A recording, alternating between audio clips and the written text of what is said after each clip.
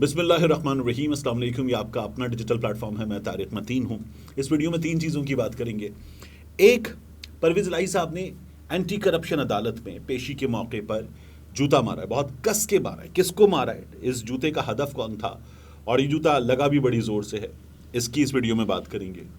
اس کے علاوہ اس ویڈیو میں بات کریں گے جبران ناصر لاپتہ ہو گئے ہیں، کیسے لاپتہ ہوئے ہیں، کس نے لاپتہ کیا ہے، اس کی بھی اس ویڈیو میں بات کریں گے۔ اور اس ویڈیو میں بات کریں گے اس شخص کی جس نے پاکستان تحریک انصاف کے بام عروج پر آ جانے کے بعد سب سے زیادہ فائدہ اٹھایا، سب سے زیادہ اس شخص کو پاکستان تحریک انصاف کے اقتدار میں آ جانے کے بعد فائدہ ملا، مگر سب سے کروشل موقع پر وہ شخص پاکستان تحریک انصاف چھوڑ جانے والوں میں شامل ہوا۔ تو اس صورتحال پر ایک شعیب نذیر صاحب کا شعر ہے، کیا اتنے ہی جری تھے حریفان آفتاب، چمکی ذرا سی دھوپ تو کمروں میں آ گئے۔ یا ایک اور غزل کے کچھ اشعار ہیں کہ میں نے ایک اور بھی محفل میں انہیں دیکھا ہے، یہ جو تیرے نظر آتے ہیں یہ سب تیرے نہیں، یہ ہر لہجہ نئی دھن پہ تھرکتے ہوئے لوگ، کون جانے کہ یہ کب تیرے ہیں کب تیرے نہیں۔ اب گلا کیا کہ ہوا ہو گئے سب حلقہ بگوش، اب گلا کیا کہ ہوا ہو گئے سب حلقہ بگوش، میں نہ کہتا تھا کہ یہ سہل طلب تیرے نہیں۔ تو سب سے پہلے بات پرویز الہی صاحب کی جانب سے مارے گئے جوتے کی۔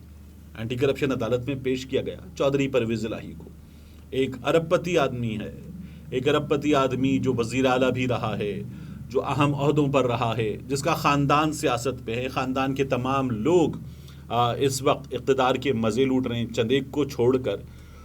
وہ شخص جو ہے وہ بختر بند گاڑی میں اینٹی کرپشن عدالت میں لایا گیا، اور اسے جس طرح سے گرفتار کیا گیا تھا، جس طرح سے وہ روپوش رہا، ان تمام حالات کے باوجود یہ کہا کہ وہ پاکستان تحریک انصاف کے ساتھ ہے، عمران خان کے ساتھ ہے۔ اس کے بیٹے نے بھی گزشتہ روز یہ بیان دیا تھا، اور پرویز الہی نے یہ بھی کہا کہ پی ٹی آئی والوں تگڑے رہو، آپ حق پر ہو۔ پرویز الہی نے یہ بھی کہا کہ انہیں اپنی بے گناہی کا یقین ہے، اور پرویز الہی نے کہا کہ انہیں عدالت سے امید ہے۔ ساتھ ہی پاکستان کی فوج کے بارے میں بات کرتے انہوں نے کہا کہ وہ فوج کے ساتھ ہیں، اور پرویز الہی نے کہا کہ فوج کے لیے لمحہ فکریہ ہے کہ ان کے ارد گرد بیٹھے لوگ اس وقت کیا کر رہے ہیں، یہ سوچنے کی ضرورت ہے۔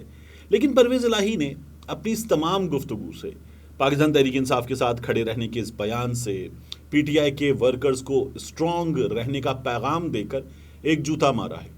یہ جوتا ان تمام لوگوں کے لیے جو پاکستان تحریک انصاف چھوڑ گئے۔ یہ جو مسلسل بیان آتا ہے بہت سے لوگوں کا کہ پریشر میں چھوڑ گئے، تو پریشر پرویز الہی پر بھی تھا۔ ایک آدمی جو ٹھیک ٹھاک پرتعیش زندگی گزار رہا تھا، اور جس کی سیاست کا رخ کیا ہے ہم سب کو معلوم تھا، وہ آدمی اگر اس وقت اپنی جگہ موجود ہے، ڈٹا ہوا ہے، تو پھر وہ تمام لوگ جو چھوڑ گئے ہیں، ان تمام لوگوں کو یہ جوتا ہے۔ ان میں سے بہت سے لوگ بہت برے پریشر میں چھوڑ گئے ہیں۔ بعض لوگوں کی داستانیں بعد میں سامنے آئیں گی، کچھ کی داستانیں میں خود جانتا ہوں اور نہیں بتا سکتا، لیکن پرویز الہی صاحب کا یہ بیان جو ہے، یہ ایک عدد جوتا ہے ان لوگوں کو جن کے بارے میں کہتے ہیں نا، کیا اتنے ہی جری تھے حریفان آفتاب، چمکی ذرا سی دھوپ تو کمروں میں آ گئے۔ اور یہ جوتا پرویز الہی نے آج بہت کس کے ان تمام لوگوں کے منہ پر مار دیا ہے۔ اس کے بعد میں آپ سے عرض کروں سب سے زیادہ مزے اقتدار کے لینے والے شخص کے بارے میں۔ یہ جو پرویز خٹک صاحب نے کیا، عمران خان صاحب نے ان کو اپنی مذاکراتی ٹیم میں شامل کر لیا۔ عمران خان صاحب نے پرویز خٹک کو جب وزیر اعلیٰ خیبر پختونخوا بنایا تھا، تو پرویز خٹک کے بارے میں بہت کم لوگ جانتے تھے۔ گو کہ پرویز خٹک پہلے پاکستان پیپلز پارٹی کے ساتھ تھے، جو ضلع ناظم والی پوزیشن ہے اس پر بھی رہ چکے تھے، کچھ ارلی 80s سے سیاست میں ہیں پرویز خٹک، اور پرویز خٹک 3 بار صوبے میں 3 وزارتوں پر رہے۔ ایک بار غالباً ان کے پاس آبپاشی اور زراعت کی وزارت تھی، پھر اس کے بعد ان کے پاس صنعت کی وزارت تھی 2 بار۔ لیکن پرویز خٹک کو کوئی بھی خیبر پختونخوا کے لوگ، ان کے شہر کے لوگ تو جانتے تھے بڑے بھرپور انداز میں، لیکن پورے ملک کی سیاست میں پرویز خٹک کو کوئی اس طرح سے نہیں جانتا تھا۔ مگر عمران خان نے پرویز خٹک کو وزیر اعلیٰ خیبر پختونخوا بنایا. عمران خان نے پھر بعد میں وزیر اعلیٰ سے اٹھا کر ان کو وزیر دفاع بنا دیا. پرویز خٹک جو ہیں وہ سیاست میں جب آئے تو عمران خان کی جماعت میں ہوتے ہوئے، جس نے موروثی سیاست کو خیرباد کہنے کی سیاست کی تھی، اس جماعت میں ہوتے ہوئے پرویز خٹک جو ہے، ان کی خاندان کی 2 خواتین مخصوص نشستوں پر قومی اسمبلی میں آ گئیں. یہ خود تو آ ہی گئے، پھر اس کے بعد ان کے داماد آ گئے، ان کے بھتیجے آ گئے.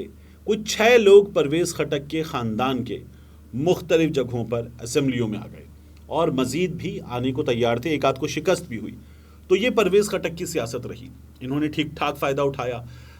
جب یہ اقتدار میں نہیں آئے تھے تب سے ان کے خاندان کا ٹھیکیداری کا بہت بڑا کام ہے، اور ان کے تمام لوگوں سے اس ٹھیکیداری کے بڑے کام کی وجہ سے بڑے اچھے تعلقات ہیں. تو پرویز خٹک جو ہیں وہ مالی اعتبار سے بہت بہتر تھے اور بہت خوشحال تھے اور خوشحال ہے. اور جو اب انہوں نے فیصلہ کیا ہے تو پرویز خٹک خوشحال رہیں گے.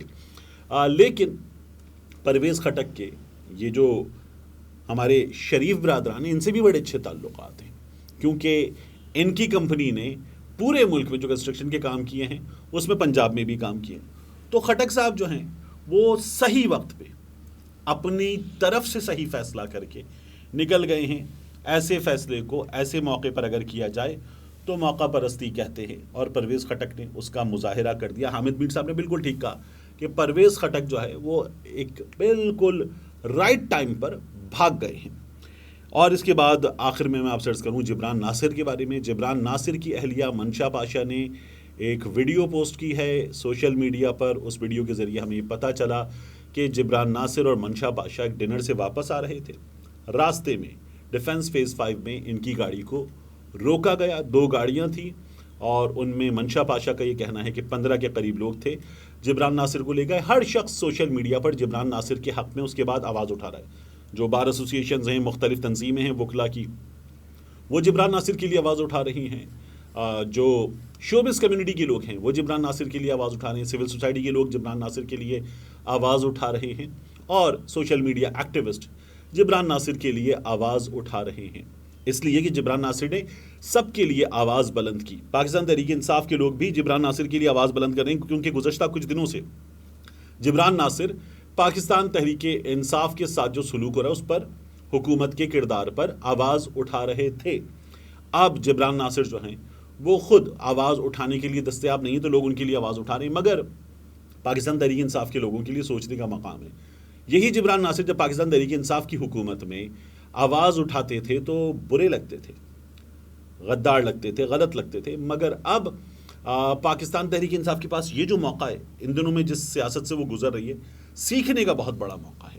تو پاکستان تحریک انصاف کو یہ سیکھنا چاہیے ان دنوں میں خاص طور پر کہ ہر چیز جسے وہ غلط کہتے ہیں وہ غلط نہیں ہوتی، اور کچھ بنیادی اصول ہوتے ہیں، ان بنیادی اصولوں سے انحراف بھی نہیں کیا جانا چاہیے.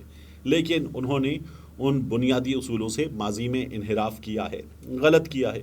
اب جبران ناصر اچھا لگ رہا ہے، پہلے جبران ناصر برا لگتا تھا. تو جبران ناصر کی اہلیہ نے متعلقہ تھانے میں درخواست دی ہے. انہوں نے کہا ہے کہ مقدمہ درج نہیں ہو رہا. جو ایس ایس پی صاحب ہیں، غالباً اسد رضا نام ہے ان کا، وہ یہ کہہ رہے ہیں کہ ان کی اہلیہ کی مدعیت میں ہم مقدمہ درج کر رہے ہیں. درخواست ان کی اہلیہ کی جو مقدمے کے اندراج کے لیے دی گئی وہ سامنے آ چکی ہے. میری کچھ لوگوں سے بات ہوئی، انہوں نے کہا کہ جبران ناصر جو ہیں وہ تحویل میں لیے گئے ہیں. اس حوالے سے معلومات جلد سامنے آ جائیں گی، اور کیوں ہوا ہے یہ بھی پتہ چل جائے گا. لیکن ابھی تک اس بارے میں کوئی بھی معلومات ہمارے سامنے نہیں ہیں.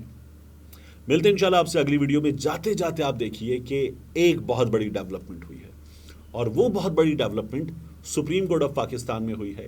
قاضی فائز عیسیٰ صاحب نے اور chief justice of Pakistan mister justice Umar Ata Bandial صاحب نے مل کر ایک پودا لگایا ہے.